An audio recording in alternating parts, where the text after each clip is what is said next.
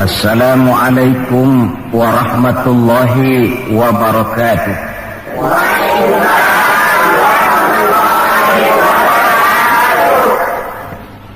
Bismillahirrahmanirrahim. Alhamdulillahi rabbil alamin. Wassalatu wassalamu ala asyrafil anbiya'i wal mursalin Sayyidina Muhammadin wa ala alihi wa ashabihil mujahidin at-tahirin, amma ba'du. Bapak-bapak, ibu-ibu, saudara-saudara, ma'asyiral muslimin rahimakumullah. Pertama, marilah kita memanjatkan puji dan syukur kehadirat Allah Subhanahu wa ta'ala yang atas izinnya saat ini kita dapat bertemu dan berkumpul bersama-sama dalam rangka memperingati maulid junjungan kita Nabi besar Muhammad sallallahu alaihi wasallam. Kita tahu bahwa sejarah sepanjang perjalanannya banyak mencatat orang-orang besar. Ada orang menjadi besar oleh karena pangkat, jabatan dan kekuasaannya. Apabila pangkat, jabatan dan kekuasaannya selesai, maka selesai kebesarannya sampai di situ. Ada orang menjadi besar oleh karena harta benda dan kekayaan yang dimilikinya. Bila satu saat ia jatuh bangkrut, tamatlah kebesarannya sampai di situ. Ada pula orang yang menjadi besar oleh karena ia dibesar-besarkan dan berusaha setengah mati untuk mencapai kebesaran tadi. Bila satu saat terjadi pergeseran nilai, masyarakat mencemoohkannya, maka kebesaran itu pun selesai sampai di situ. Adapun Rasul yang kita peringati maulidnya saat ini, beliau besar bukan lantaran pangkat, jabatan dan kekuasaan. Beliau besar tidak karena harta benda dan kekayaan. Pun beliau menjadi besar tidak karena dibesar-besarkan oleh umatnya. Beliau besar karena dibesarkan oleh Allah Subhanahu wa ta'ala. Satu kali orang sudah dibesarkan oleh Allah, bagaimanapun usaha orang lain untuk mengecilkannya, orang itu akan tetap menjadi besar. Tetapi satu kali orang dikecilkan oleh Allah, satu negara orang mau mengangkat dia, kalau memang dasarnya potongan nyungsep, tentu tidak akan naik ke atas juga. Jelas Pak? Jelas? Apaan? Pokoknya jelas.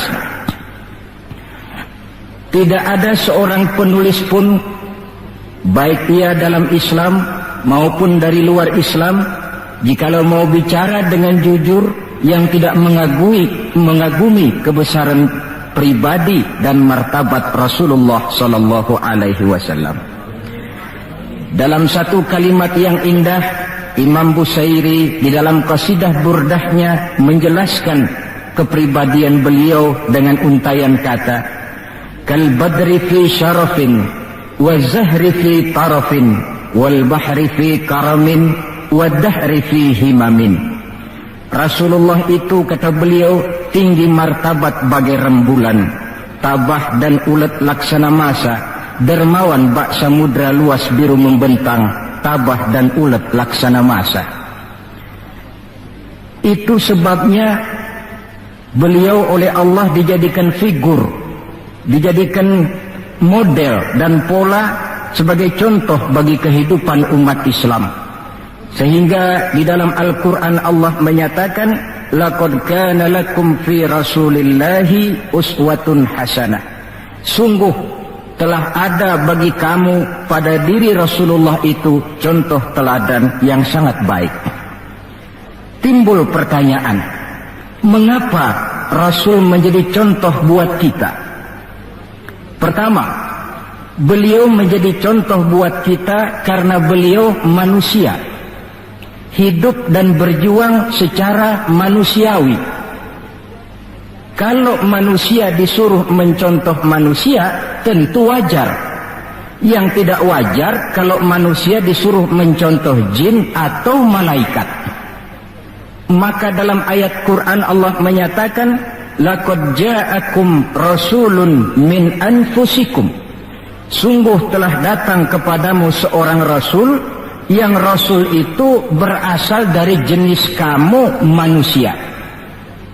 Saudara-saudara, kalau rasul yang diutus Allah itu jin atau malaikat, kemudian berhasil di dalam tugasnya, barangkali kita tidak perlu kagum. Datang rasul ke dunia ini, rasulnya jin. Saya yakin satu dunia mungkin orang beriman semua, tetapi bukan karena ikhlas dan yakin, mungkin karena ngeri sama rasulnya.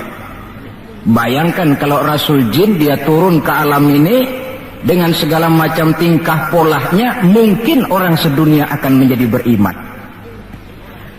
Yang kedua, rasul menjadi contoh di dalam kehidupan kita karena pribadi beliau lengkap.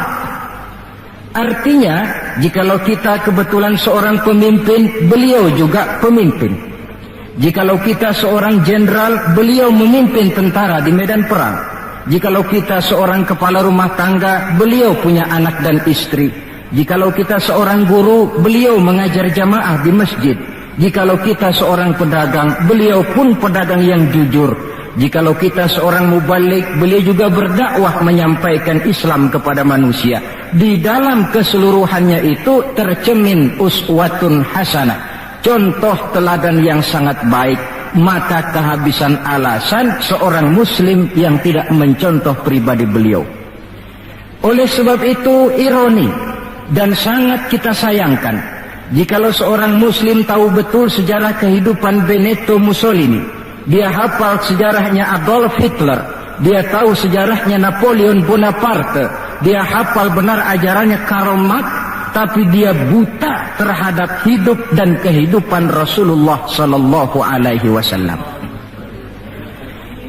Saudara hadirin yang berbahagia, yang akan kita bicarakan pada kesempatan ini, bagaimana cinta Rasul kepada umatnya dan bagaimana sewajarnya cinta kita umatnya kepada beliau. Bahwa Rasul yang kita peringati maulidnya saat ini cinta betul kepada kita umatnya, dapat saya kemukakan beberapa data. Dari sini nanti kita introspeksi. Kalau tahulah kita begitu besar cinta Rasul kepada kita, apa tidak wajar kita juga cinta kepada beliau? Kalau logika ini sudah diterima, pembicaraan pun kita lanjutkan kepada bagaimana sih sebenarnya cinta kepada Rasul itu. Bukti pertama bahwa beliau cinta kepada kita. Saudara-saudara, menurut ukuran zaman sekarang, Rasulullah itu pan hidupnya miskin. Malahan ada satu doa yang sering beliau baca. Ini kalau doa ini saya kasih saudara-saudara, kira-kira mau diamalin nggak? Kalau saya terus terang belum mau. Doanya begini, dan ini sering Rasul baca. Allahumma ahyini miskinan, wa tawaffani miskinan, wa hasyirni yaumal qiyamah fi zumratil masakin. Ya Allah, hidupkan saya dalam keadaan miskin, matikan saya dalam keadaan miskin, dan kumpulkan saya di akhirat nanti bersama golongan orang-orang miskin. Yang tadi sudah kadang bilang mau diamalin ini ya. Saya sudah bilang tadi saya belum tapi mau. Kita baca dalam sejarah beliau itu rumahnya kecil, tidurnya di atas pelepah daun korma, kadang-kadang sampai berbekas di pipinya. Sarapan paginya seteguk air zam-zam, sepotong roti, kadang 3 butir korma. Di tengah kemiskinannya Allah pernah menantang beliau dengan kata, wala sawfa yu'tika rabbuka fatarda. Ada nggak tuh di Quran? Ada. Surah apa? Pokoknya Quran dah ya. Wala sawfa yu'tika rabbuka fatarda. Allah akan memberikan kepadamu wahai Muhammad apa saja yang menyenangkan hatimu. Apa yang kamu mau, ngomong saja, Allah berikan. Jikalau engkau Muhammad kepengen kekuasaan yang luas, kami angkat kau menjadi raja di raja, menjadi king of king, istilah kerennya. Jikalau kamu kepengen kaya Muhammad, itu Jabal Uhud sanggup menjadi bukit emas. Sehingga itu di dalam Barzanji diceritakan, warawadathul jibalu bi an takuna lahu zahaban fa'aba. Jabal Uhud menawarkan diri menjadi bukit emas, tetapi Nabi menolak. Jikalau engkau wahai Muhammad kepingin wanita cantik, bilang saja anak siapa. Ditawarkan semacam ini, beliau menjawab, idzan ya Rabb la arda wa wahidun min ummati finnar. Kalau memang demikian ya Allah, apapun saja yang diberikan kepada saya, berikanlah saya kekuasaan yang luas, berikan saya emas sebesar Jabal Uhud, berikan saya kekayaan yang tak ternilai sekalipun, seluruhnya tidak akan sanggup menyenangkan hati saya selama saya dengar masih ada satu saja umat saya yang masuk ke dalam neraka. Ternyata di tengah kemiskinannya, tawaran harta tidak menggiurkan beliau, tawaran kekuasaan tidak menggiurkan beliau. Yang difikirkan siang malam adalah keselamatan kita umatnya ini. Cuma kadang-kadang kita umatnya yang dipikirin ini seperti pepatah, ada itu pepatah Perancis, balung-balung langka dagingnya, ditulung-tulung langka elinge. Ya, saudara tentu tahu artinya itu, tidak usah saya terjemahkan. Bukti pertama. Bukti yang kedua, ketika turun perintah hijrah, ketika itu posisi umat Islam di Mekah sudah sangat terpepet. Sebagian sahabat sudah mengusulkan, kita hijrah saja ya Rasul. Kata Rasul, sabar mas, hijrah sih hijrah, tapi ini komando belum turun. Sebab kita tahu kebijaksanaan apapun yang beliau ambil tentu menunggu wahyu. Wa ma yantiqu 'anil hawa in huwa illa wahyu yuha. Nah, lantas ketika benar-benar turun itu perintah hijrah, beliau pidato di depan para sahabat, saudara-saudara, perintah hijrah sudah turun. Berangkatlah tuan-tuan lebih dulu ke Madinah. Lalu anda sendiri kapan ya Rasul? Saya belakangan. Kenapa mesti belakangan? Tuan-tuan harus tahu, yang dicari, yang dikejar-kejar, yang diancam akan dibunuh itu saya. Jikalau kita hijrah bersama-sama ke Madinah, kita akan dikejar-kejar terus. Tapi kalau tuan-tuan berangkat lebih dulu ke Madinah, sementara saya tetap berada di kota Mekah ini, tuan-tuan akan sampai ke kota Mekah dengan tenang dan selamat, sebab saya yang mereka cari masih tetap berada di kota Mekah. Keadaan begitu kritis, tapi umatnya dulu disuruh hijrah, beliau bertinggal di kota Mekah menghadang mara bahaya. Ini rupanya pemimpin lebih mementingkan keselamatan orang yang dipimpinnya daripada keselamatan dirinya sendiri. Enggak mentang-mentang turun perintah hijrah terus ngepak koper, udah ya gue duluan. Enggak, umatnya yang disuruh berangkat dulu, keselamatan umatnya yang dipikirkan, cintanya kepada umatnya. Bukti yang ketiga, saudara-saudara, bahwa Rasul cinta kepada kita. Dikala beliau akan datang ajal, hari Senin tanggal 12 Rabiul Awal seperti hari kelahirannya. Dikala itu sakit beliau sudah agak payah. Datang waktu subuh di Madinah ini, Bilal pun azan di masjid. Selesai azan, sebagian sahabat melakukan sholat sunnah qobliyah, lalu menunggu kedatangan baginda Rasul sallallahu alaihi wasallam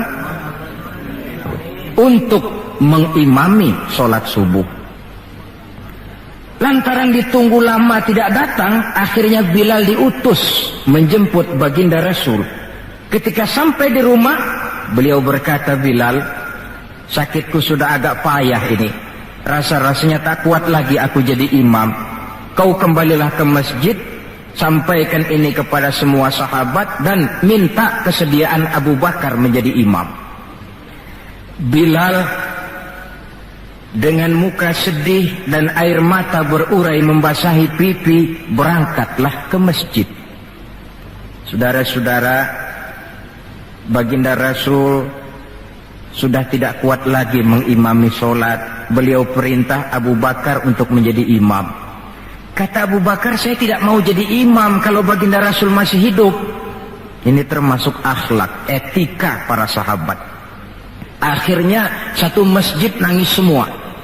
Sholat subuh belum nangis. Sampai tangisan itu kedengaran ke rumah Nabi. Beliau berkata kepada putrinya Fatimah, coba kau lihat kenapa orang di masjid nangis. Setelah Fatimah kembali lapor, Abah, mereka sedih karena sadar bahwa saat berpisah sudah hampir datang.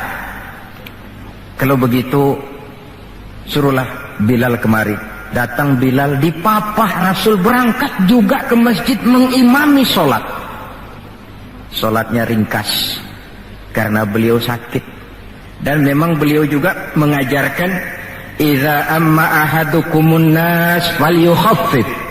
Kalau kamu jadi imam, ringankan sholatmu. Kalau jadi imam jangan panjang-panjang. Sebab apa? Di belakang kamu yang jadi makmum itu orangnya tidak sama semua. Ada orang tua yang diri saja sudah payah. Ada orang yang punya penyakit darah tinggi, kalau sujud kelamaan kepalanya ngebet. Ada yang habis sholat janji mau terima duit, kakinya sudah gatal kepengen pulang. Kalau jadi imam jangan lama-lama, kata Rasul. Tetapi kalau kamu sholat sendirian, falyutawil masya'a, persilahkan sepanjang yang menurut kamu mau. Jangan mentang-mentang sudah dipilih jadi imam, overacting. Jadi imam sholat isya, rakaat pertama selesai Fatihah surah Baqarah. Rakaat kedua selesai Fatihah surah Yasin.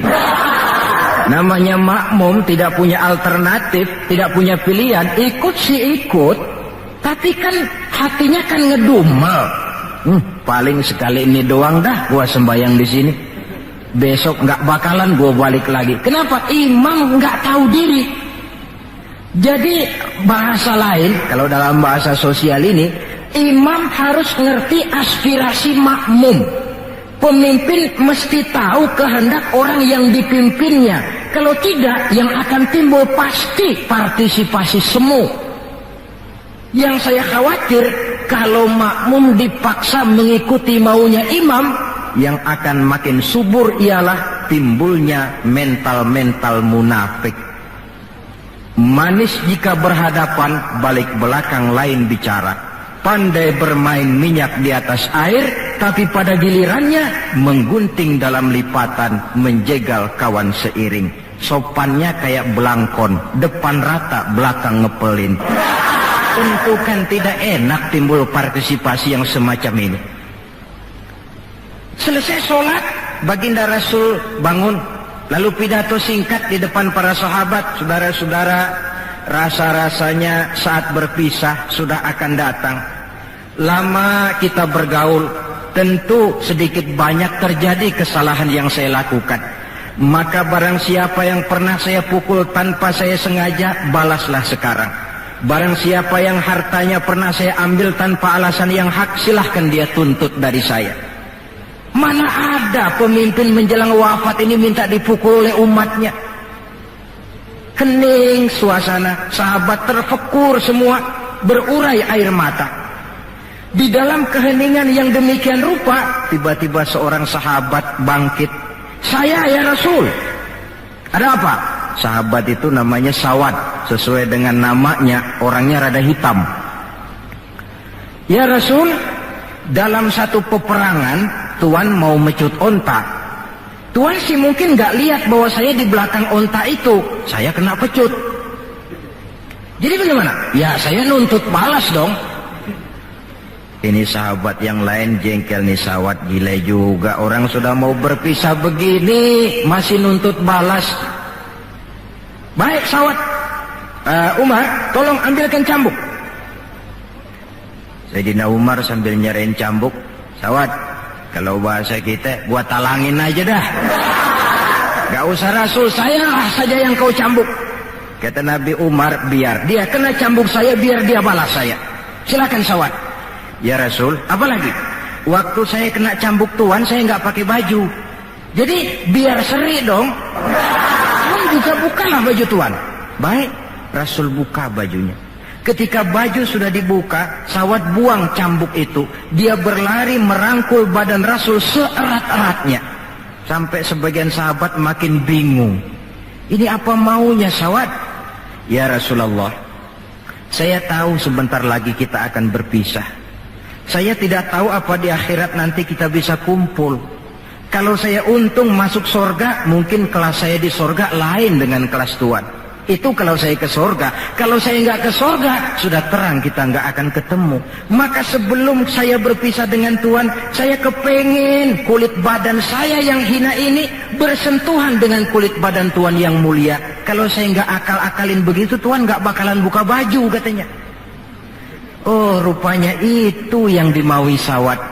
Sehingga Rasul dalam keharuannya beliau berkata, siapa yang ingin melihat contoh salah seorang penduduk sorga, lihatlah sawat ini, karena dia cinta benar kepada saya. Setelah itu beliau kembali ke rumahnya, berkata kepada putrinya Fatimah, kalau ada tamu bilang Abah sudah tidak bisa terima tamu. Baik Abah. Sementara Allah memerintahkan malaikat maut datang, malaikat maut turun kau ke alam, ambil roh kekasihku Muhammad. Turun malaikat maut dalam bentuk manusia. Ketuk pintu, keluarlah Fatimah putri baginda Nabi. Tuan, maaf saja, ayah tidak terima tamu. Katakan, saya yang datang. Melihat roman muka orang ini, Fatimah gemetar seluruh badannya, lalu kembali kepada ayahnya, ayah ada tamu. Saya bilang ayah tidak terima tamu. Dia malah berkata, katakan saya yang datang. Melihat roman mukanya, gemetar seluruh tubuh saya. Hebat orang ini. Siapa sih ayah? Baginda senyum. Fatimah, kau tahu siapa yang datang? Tidak tahu ayah. Yang datang itu Fat, hadimul lazat wa qati'us syahawat. Yang datang itu Fat, dialah yang menghancurkan seluruh kesenangan dunia. Dia yang memisahkan kita dengan semua yang kita cintai. Yang datang itu malaikat maut Fat, suruh dia masuk. Ketika malaikat maut masuk, ya malaikat maut sudah datang saatnya. Ya Muhammad, aina Jibril? Malaikat Jibril di mana? Sebentar lagi dia datang. Ketika turun malaikat Jibril, baginda Nabi bertanya, akhbirni ya Jibril, mali indallahi minal karamah. Wahai Jibril, tolong beritahu saya, kalau sebentar saya menghadap Allah, kehormatan apa yang diberikan Allah kepada saya? Tidak usah khawatir Muhammad, kata malaikat Jibril. Inna abwabas sama qad futihat, wal malaikatu saffu sufufan yantaziruna li ruhik. Pintu langit sudah dibuka. Malaikat sudah berbaris menunggu kedatangan rohmu yang suci. Alhamdulillah. Kalau itu saya ya? Iya. Kalau umat saya bagaimana Jibril? Umat saya. Umatmu? Iya. Umatmu juga jangan khawatir Muhammad. Allah sudah memberikan fasilitas. Kata Allah, inni haramtul jannata ala sairil umam hatta tadkhulaha ummatuka. Surga ku haramkan buat seluruh umat, kecuali kalau umatmu Muhammad sudah masuk ke dalamnya. Ini fasilitas. Jadi sungguh pun kita umat terbelakang menurut abjad, tapi disuruh diberi fasilitas masuk surga lebih dahulu ketimbang umat-umat yang lain. Alhamdulillah, kalau begitu legalah saya, kata Nabi. Mari malaikat maut persilahkan, saya ikhlas. Lalu diambillah ruh beliau perlahan-lahan, naik ruh itu ke lutut, ke pusat, ke dada, sampai ruh di tenggorokan. Fatimah dekatkan telinganya ke bibir ayahandanya yang mulia itu. suara terakhir yang sempat direkam oleh Sayyidatuna Fatimah, bisikan terakhir menjelang wafat, 3 kalimat, as-shalah, as-shalah, an-nisa, ittaqun nisa, ummati, ummati. Dengan kalimat itu beliau kembali menghadap Allah. Solat, jaga solat. Wanita, lindungi kaum wanita. Umatku, umatku. Itu kalimat terakhir yang beliau ucapkan. Kita umatnya yang disebut. Manalah di dunia ini pemimpin yang sempat nyebut umatnya dikala mau ajal. Napoleon Bonaparte, singa daratan Eropa, luas kekuasaannya, dikala mau wafat dia tidak sempat nyebut bangsanya, bangsa Prancis. Yang sering dia sebut Margaret Josephine, Margaret Josephine, gacoannya. Adolf Hitler, gagah perkasa, dikala hari-hari akhir kejayaannya, dia tidak nyebut Jerman. Dia tidak nyebut suku bangsa Arya yang dia agul-agulkan. Yang banyak dia sebut Eva Braun, Eva Braun. Sebagaimana Julius Caesar pun menyebut Cleopatra. Adapun baginda Rasul di akhir hayatnya tidak beliau nyebut bangsa Arab. Tidak anaknya, tidak istrinya, tidak sahabat dan orang-orang yang dekat dengan beliau. Tetapi yang disebut kita umatnya. Pada detik-detik terakhir daripada kehidupan beliau. 3. Bukti yang keempat bahwa beliau cinta betul kepada kita umatnya. Nanti di akhirat. Ini sudah ada yang pernah ke akhirat belum? Sama. Mau? Bukan, kalau mau saya catat besok berangkat. Ini gampang kok ini urusan ini. Nanti di akhirat, setelah Allah mematikan semua yang bernama hidup, maka yang pertama kali dihidupkan kembali pada kehidupan itu para malaikat.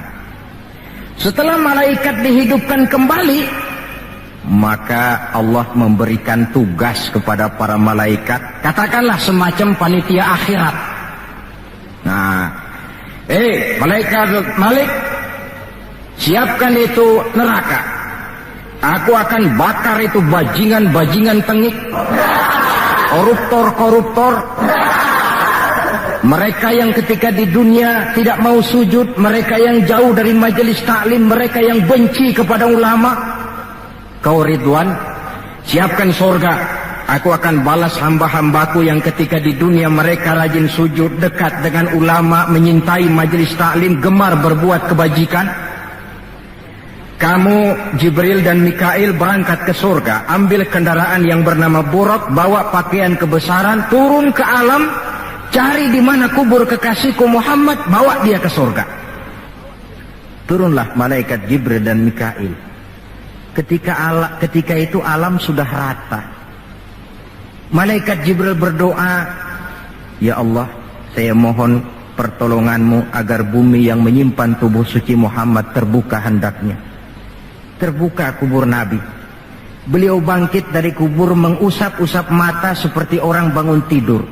Tengok kanan malaikat Jibril, tengok kiri malaikat Mikail. Lalu beliau bertanya, ayu yaumin hadza ya Jibril? Ini hari apa ya Jibril? Kata malaikat Jibril, ya Muhammad, hadza ma wa'ada ar-Rahman. Inilah hari yang dijanjikan Allah. Ini hari kiamat Muhammad. Kiamat, kiamat. Ya Jibril, jikalau ini memang hari kiamat, aina tarakta ummati? Kalau ini memang hari kiamat Jibril, umat saya di mana? Kita yang ditanya. Bangun dari kubur, tahu kalau itu hari kiamat, pertanyaan pertama, umat saya di mana? Barangkali kalau saudara yang bangun paling dulu dari. Adapun baginda Nabi, saudara-saudara, ketika pertama bangkit dari kubur itu, kitalah umatnya yang menjadi pertanyaan pertama. Malaikat Jibril menjawab, ya Muhammad, tidak ada orang yang dibangkitkan sebelum kamu. kaulah orang pertama. Lalu bagaimana sekarang? Kita ke surga. Perintah Allah, perintah Allah. Berangkat ke surga. Setelah di surga, beliau seperti orang bingung. Sampai Allah menegur, ya Muhammad, apa kurang enak surga? Enak ya Allah. Apa tidak cukup fasilitas? Cukup. Kenapa kamu seperti orang tidak betah? Saya mikir umat saya ya Allah. Iya, saya sudah enak-enak duduk di kursi empuk. Umat saya bagaimana umat saya? Jadi mau kamu bagaimana? Saya minta izin ya Allah, mau keluar dulu, mau tengok saya punya umat. Sudah di surga permisi keluar mau tengokin umatnya. Dikala kita umatnya lewat di atas sirat, beliau angkat kedua tangan seraya berdoa, Allahumma sallim sallim. Ya Allah, selamatkan umatku yang sedang lewat di atas sirat, selamatkan ya Allah. Dari dunia sampai akhirat beliau cinta kepada kita. Dari dunia sampai akhirat beliau bela kita. Betapa pemimpin semacam ini tidak kita cintai. Masalahnya sekarang, kalau kita sudah sependapat bahwa kita juga cinta kepada Rasul, apa sih artinya cinta kepada Rasul itu? Hadirin, pertama, man ahabba syai'an aktsara min dzikrihi. Siapa yang cinta sesuatu, dia tentu banyak menyebut yang dia cintai. Ini tandanya orang cinta, banyak nyebutin. Kalau saudara cinta kepada harta, tentu kalau ngobrol yang banyak saudara sebutin harta. Kalau saudara lagi ngobyek tanah, seneng cinta sama tanah, asal ngobrol di warung mesti tanah yang dimeterin. Walaupun tanah orang. Kalau saudara kebetulan sedang jatuh cinta kepada seorang perempuan, bahkan dalam tidur pun kebawa-bawa namanya saudara sebut. Orang yang cinta sesuatu, dia banyak menyebut yang dia cintai. Cinta kepada Nabi, banyak menyebut Nabi. Menyebut Nabi apa lalu? Muhammad, Muhammad, Muhammad, Muhammad. Tentu bukan. Sebab kita tahu dalam kehidupan sehari-hari saja kita punya tata krama. Gubernur lewat, tentu tidak berani kita secara langsung menyebut namanya. Mesti kita berkata, itu ada Bapak Gubernur lewat. Kita sebutlah predikatnya. Itu ada Bapak Menteri lewat. Itu kepada pejabat. Entahlah pula kepada seorang junjungan alam. Banyak menyebut Nabi artinya banyak membaca sholawat kepada beliau. Sekurang-kurangnya Allahumma sholli ala sayyidina Muhammad wa ala ali sayyidina Muhammad. Satu. Yang kedua, orang yang cinta kepada sesuatu biasanya menjaga, memelihara warisannya. Kita punya orang tua meninggal dunia, ada warisannya, tentu kita jaga sebaik-baiknya. Sudahlah, nggak bisa nambahin, sekurang-kurangnya nggak jualin melulu. Jikalau Rasul meninggalkan kita, jelas beliau tidak meninggalkan harta, beliau tidak meninggalkan kebun, pabrik, tanah dan sebagainya. Tapi beliau meninggalkan warisan kepada kita untuk kita jaga, kita pelihara bersama. Apa yang warisan yang beliau tinggalkan? Prinsipnya 3. Yang kedua terdapat dalam hadis, taraktu fikum amrain lan tadillu ma in tamassaktum bihima abada, kitaballah wa sunnata rasulih. Aku tinggalkan kepadamu 2 perkara yang jikalau kamu mau berpegang teguh kepada keduanya, kau tidak akan sesat untuk selamanya. Quran dan sunnah Rasul. 2. Warisan yang ketiga dalam hadis, al-ulama warasatul anbiya. Ulama adalah ahli waris Nabi. Kalau demikian, maka warisan Nabi itu 3: Quran, sunnah, ulama.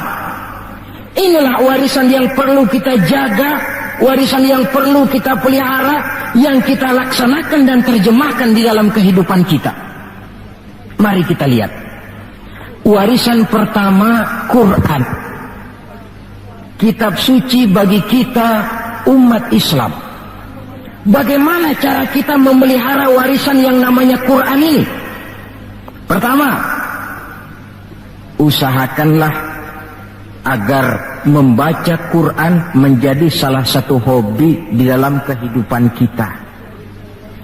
Kata Nabi, innal ladzi laisa fi jawfihi syai'un minal Qur'an kal bait. Orang yang dari tenggorokannya tidak pernah keluar ayat Quran barang sepotong pun, belum pernah ngaji barang seayat pun, itu orang, kata Nabi, kayak rumah kosong. Rumah biar bagus, potongan Spanyol, gede, mahal, kalau kosong kan angker. Kuntilanak, tuyul, memedi, betah di situ.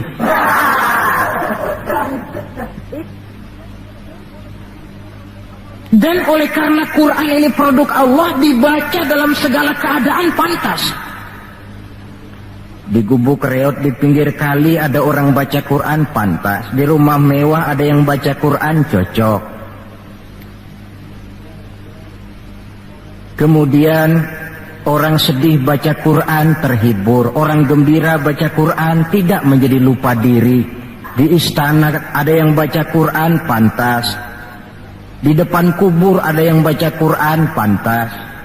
Orang kawin dibacakan Quran, bagus. Orang mati dibacakan Quran juga cocok. Lantaran dia produk Allah. Setelah membacanya, lalu meningkatkan kepada tahapan yang kedua, mencoba memahami isinya. Lewat segala kesempatan yang memang mungkin, entahlah dengan jalan mengaji, tukar pikiran, diskusi, banyak membaca. Tetapi tentu dengan catatan bahwa kita memahami Al-Quran ini tidak bisa mengandalkan kemampuan intelektual semata-mata. Seperti yang banyak gejalanya terjadi di zaman sekarang ini. Di mana orang mencoba menggali hakikat Quran dengan mengandalkan kemampuan intelektualnya. Kadang-kadang bahasa Arab saja nggak ngerti. Dia gali Quran cuma sekedar lewat terjemahannya. Yang saya khawatir akan timbul kecenderungan di mana orang mikir dulu baru nyari ayat. Akhirnya ayat Quran dicocok-cocokin sama pikirannya. Bukan ada ayat dipikirin, tapi malah mikir dulu baru mencari ayat. Saudara hadirin, munculnya pesantren-pesantren kilat dalam upaya memahami Islam. Secara pribadi saya bersyukur, merasa gembira, tetapi yang saya sayangkan jikalau dengan pesantren kilat itu lalu merasa bahwa diri sudah cukup. Setelah nyantren 1 minggu pesantren kilat, keluar pesantren sudah kayak pendekar, ulama anu salah, kiai anu nggak bener, ustadz anu salah, semua ulama-ulama salah.